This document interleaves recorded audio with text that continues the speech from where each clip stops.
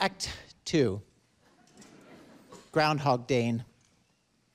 I had the experience a couple of years ago that a friend of mine became roommates with Bobby Kennedy's daughter, one of his daughters. And I remember thinking like, and she's like, do you want to meet her? You know, do you want to meet her? She's really nice. And I was like, we're not supposed to meet the Kennedys. Like the Kennedys, that is too famous for us to meet. Like that's too famous for a normal person to meet. Do you know what I mean? Like the super famous are over there, and we are over here in our world, and we're not supposed to run into Angelina Jolie at the CVS, you know? But you know, sometimes the iconic, the famous, the stars that we remember from when we were younger, like they leave their magical, invisible world and actually tread in our world. And this was witnessed recently by comedian Tig Notaro. Welcome her.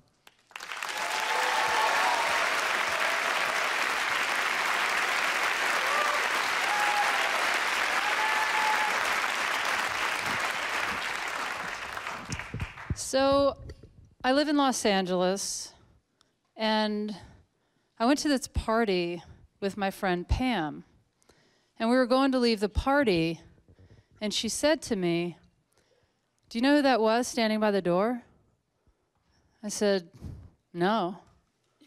She said, "That was Taylor Dayne." Do you know who Taylor Dayne is? No? She's a pop singer in the late 80s, early 90s. She sang "Love Will Lead You Back."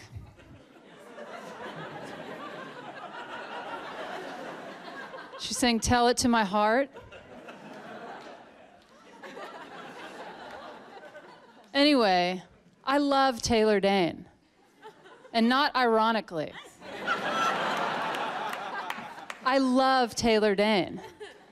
So I went back into the party, and I went up to her and I said, "Excuse me, I'm sorry to bother you, but I just have to tell you, I love your voice." And she just turned and said, "Yeah, I don't do that anymore." Then I looked over, and this other friend of mine was doubled over laughing at me. She was like, "Yeah, you just got dissed by Taylor Dayne." Didn't feel great. So I left the party. Then like 9 months passed, and I happened to be out to eat with that same friend of mine, Pam. And there was a party of 10 seated right behind us. You guys are not going to believe who was sitting there.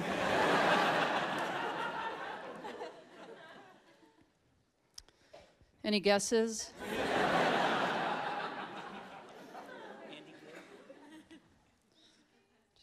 Just think about, what's that? That's correct. It was Taylor Dayne. Pam said, "Oh my gosh, you have to say something to her." And I said, "No question." Because I still love Taylor Dayne. But I didn't know what to say to her. And then I realized the best thing that I could say to Taylor Dayne would be the exact same sentence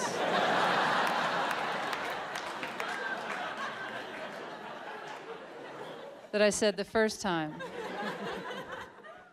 So I turned around and I interrupted her entire dinner.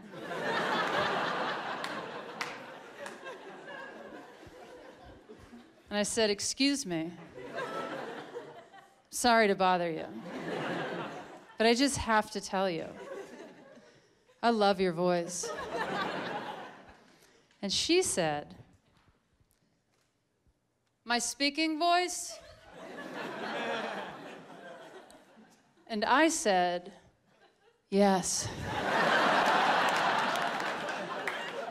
I was sitting here with my friend. I heard someone talking behind me. I said, "I need to turn around and compliment this person on their speaking voice."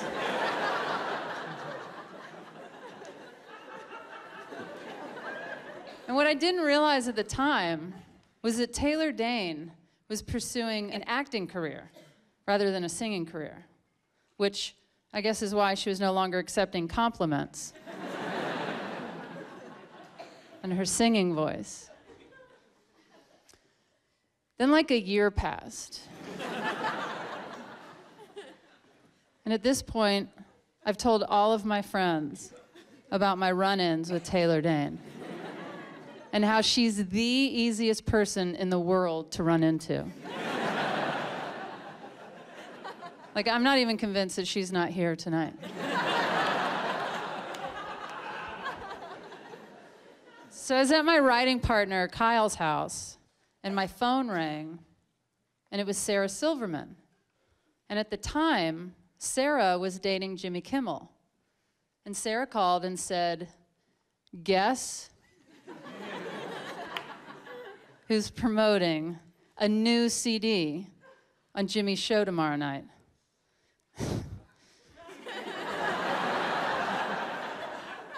You guys will not believe who it was.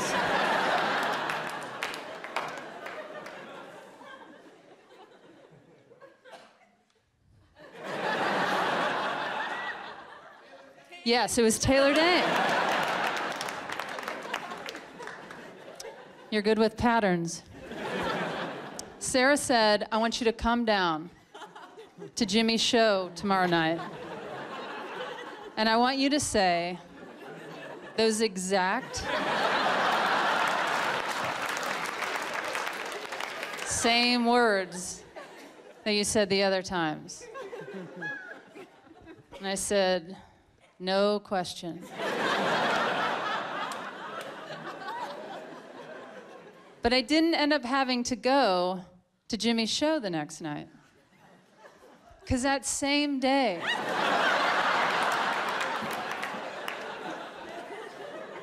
that Sarah called me at Kyle's house, Kyle and I took a lunch break. We ordered lunch to be picked up. We walked across the street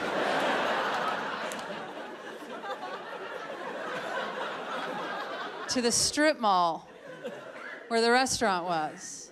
Kyle was walking in front of me. I was walking behind him. We walked up to the restaurant. He opened the door.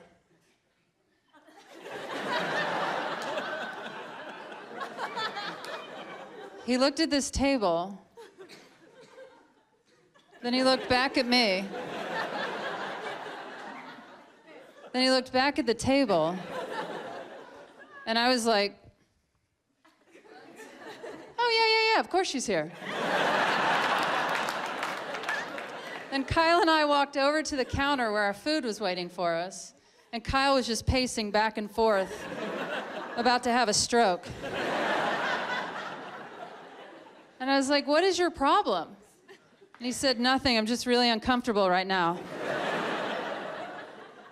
And I said, "Why?" And he said, "Because I know what's about to happen."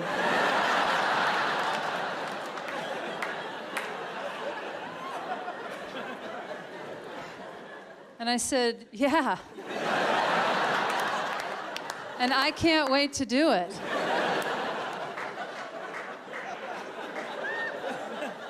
I said, "This has nothing to do with you." I said, "This is between me and Taylor Dayne." I said, "But what I do need you to do, when I go up and interrupt her lunch, I want you to take my cell phone and just point it in the general vicinity and videotape me talking to Taylor Dayne, just so I finally have proof." And Kyle said, "Okay." So I walked up to Taylor Dayne's table, and I said, "Excuse me. I'm sorry to bother you, but I just have to tell you, I love your voice." And she said, "Thank you." And I was like, "Oh, that was weird." But the best part was when Kyle and I went back and looked at that video footage, you didn't hear me talking to Taylor Dayne. You just heard Kyle in an imaginary conversation going, oh, hey.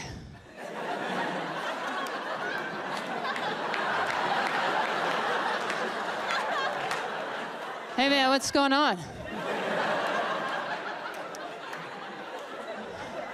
I'm having lunch at the chicken cafe, at the at the California Chicken Kitchen Pizza Kitchen Cafe. So the person that Kyle made up in that conversation was the world's most difficult human being that will not let the easy stuff slide. The person on the other end of that call is going, whoa, whoa, whoa, back up, dude. Where are you having lunch? At the Chicken What Cafe? Nah, man, I've never heard of that place. This conversation is going no further until you make it clear to me where exactly you're having lunch right now.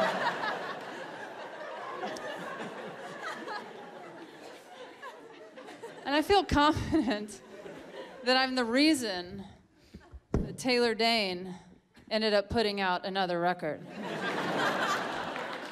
Because you know she called her manager and was like, my fans miss me.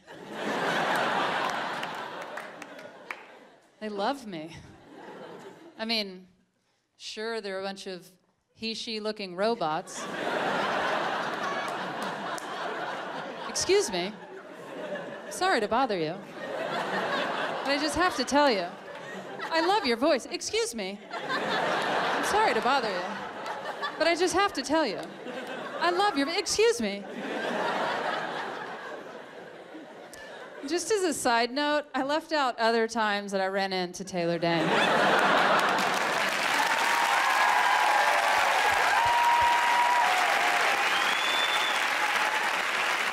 Tig Notaro. Tig Notaro. Her website, Tig Nation. Her podcast, Professor Blastoff. Her newest CD, Good One. And now, ladies and gentlemen, please welcome Taylor Dayne.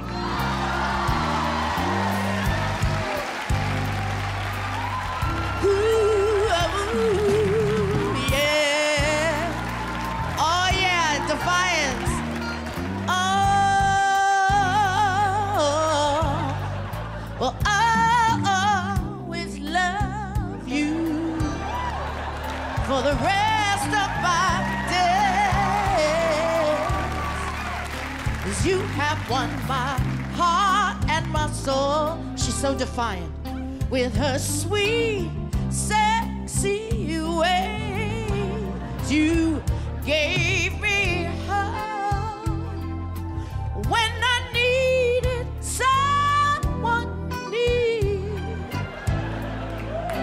You bring me happiness every day of every year.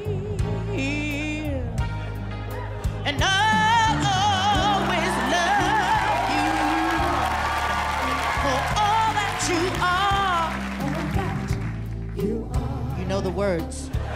You have made my life complete because you're my lucky star, and you are the one I see in diners, in coffee beans, and my speaking voice.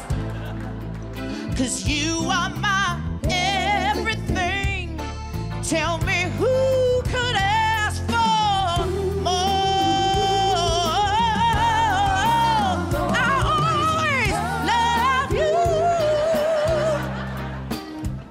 Honey, this will never end.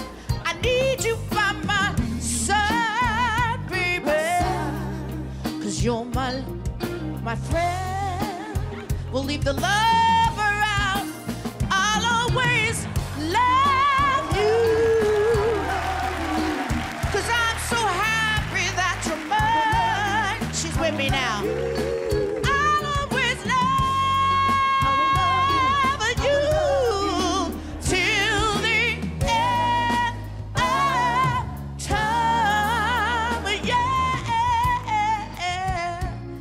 Show them what you got, Tig. Let's go. Oh, I'll always give it to them good. 'Cause I will always, yeah, I will always love you. Forever. You like that singing voice? I love you, love my voice. I will love you. Ever, ever, ever, ever, ever, ever, ever, ever, yeah, yeah, yeah. I will love you. One more move. Love you. Oh, I love you. Oh, I love you. She's my haunting forever, ever, ever, ever, ever. That was in LA and New York. We saw each other all the time. Just give it to me. He. Oh. 'Cause it's always, always, always. Tig! Taylor, I love your voice. I love it too. Taylor Dayne. Thank you. Taylor Dayne.